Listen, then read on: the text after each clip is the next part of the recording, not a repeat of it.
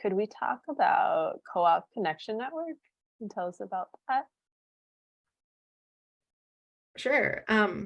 So the Co-op Connection Network is another thing that came out of the 2021 Regional Rendezvous. And I don't remember which session it came out of, but I want to say it was a session about peer networking. But one of the things that came up when I listened to the session, it seemed like one of the things that was coming up was that it's hard to sometimes find out who to talk to at different co-ops, right? That like some co-ops is really like front and center on their webpage, like contact us, we'd love to talk. And other co-ops are much more difficult to get in touch with. I think some of that just depends on like the industry that they're in, whether they're trying to like get customers from the outside, whether they're more closed off, like, but I think one of the ideas was that it'd be really nice to know who to contact at different co-ops to talk about co-op questions. And so folks began meeting, and one of the really early things that came up was the idea of a map where people could enter information about their co-op, including things that their co-op is strong at and could help other people with, and things that their co-op could use help with. And so I think the idea is that eventually lots of co-ops will join this map, and then it's a way to look at like what resources different co-ops have and can share, so that co-ops that are looking for information can like easily figure out like, oh, here's 3 co-ops that are really on top of the area that we're really not on top of. Maybe I can just reach out to them, and then you know who to reach out to. It's not just like trying to find a phone number or trying to find an email address and hoping it gets to the right person. It's like on the map, it says the right email address to contact. And so again, it kind of goes to that piece that MadWorc has really supported all along of peer networking and like really trying to promote development of co-ops from within the co-op movement and not necessarily relying on like external sources for information. So sort of like using the wisdom that already exists in cooperatives to support other cooperatives. But I think this is going to be cool because it'll be at least on a national level. Who knows, maybe someday international too. And you know, I think we're still talking a lot about like data and privacy and like who has access to what information. But I think, I mean, I guess maybe I'm talking out of line, but I think there's probably agreement that like we want the information to be as easily accessible to worker owners as possible. Whether that's like just worker owners or worker owners plus other people in the public, like I think that's a lot of questions, but I think the idea really is to try to make it easier for co-ops to work together and have a cool map at the same time.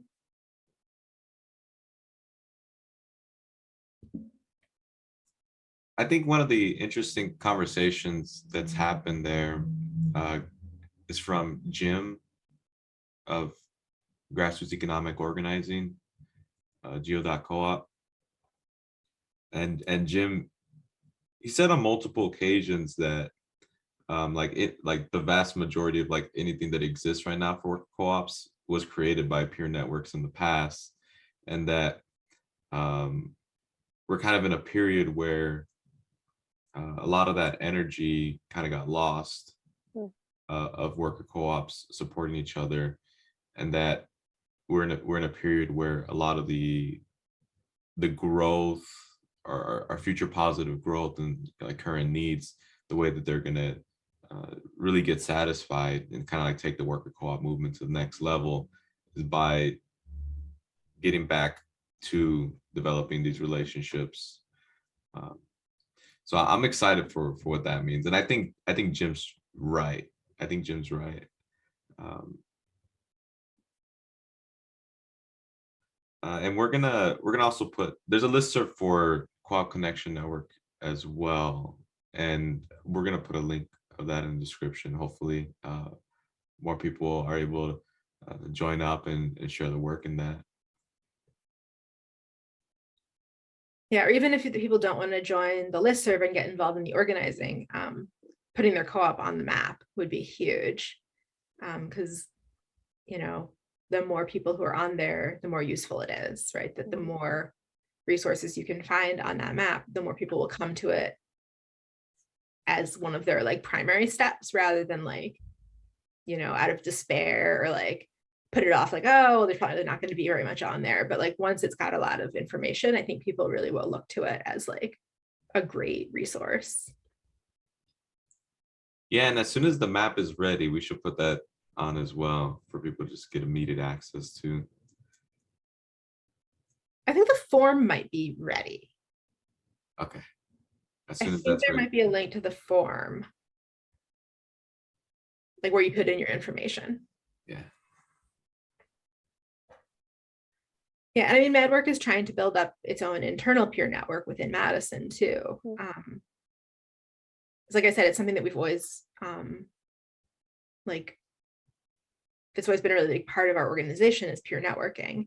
And so we've been really trying to formalize our peer network a little bit more to make it easier for people to get the information that they're looking for. So what we've been trying to do with mixed success, because surveys are hard, but we've been trying to get people to fill out a survey, like not co-ops, but actual people, sharing what information they have and what information they're looking for. And also asking some questions about their co-op so that we can get a sense of like, are there sort of overarching needs in the co-op community? You know, if a lot of people are saying from different co-ops are saying like, we're really struggling with like IT issues, that's something to like look into as a whole group. But also trying to figure out like, what skills do people have? Do people have bookkeeping skills? Do they have conflict resolution skills? Do they have, I don't know what else is on that list. And then what skills are people looking for, with the idea that really like we want to build up capacity within our co-op. So, you know, maybe a co-op already has somebody who's great at bookkeeping, and that's important, but it would be great if there were 2 or 3 people who had experience with bookkeeping. It would be great if everyone in the co-op had a really thorough understanding of how to read financial statements and not just a couple people who sort of like explain it to the other people. And that it's going to strengthen co-ops to have that kind of like multiple people with the same skills. And also it gives people a lot more opportunity for like shifting what kind of work they do, you know, that like maybe you like what you do and maybe you want to do more in the co-op, and gaining different skills opens up a lot more opportunities for doing different things. Or for moving to a different co-op, or for starting your own co-op. Like there's just a lot of possibilities, but so I think that's a big piece of it, is just like skill sharing. But there's also just a relationship building piece, right? That like getting to know someone from a different co-op, you know, maybe you sit down to like talk about financial statements, but you're going to ask some questions about their co-op's finances. You're going to ask some questions about like, who knows what about what information in the co-op. You're going to learn some stuff about a different co-op. You're going to learn some stuff about a different person. And that builds part of the ecosystem, right? That there's the sort of like financial web of ecosystem that's like co-ops purchasing things from other co-ops and getting the public to purchase things from co-ops. But there's also the like relationship piece of an ecosystem that's like building strength between co-ops, where like they don't just exist in bubbles. It's like when you hear that a co-op is struggling, it's not just like, oh, that co-op is struggling, we want to support it because it's a co-op. It's like, oh, I know their person who does, you know, most of their IT stuff, and they're awesome and they're really stressed. So like, let's try to support them. So I think it really does build up a couple of different big pieces of the ecosystem.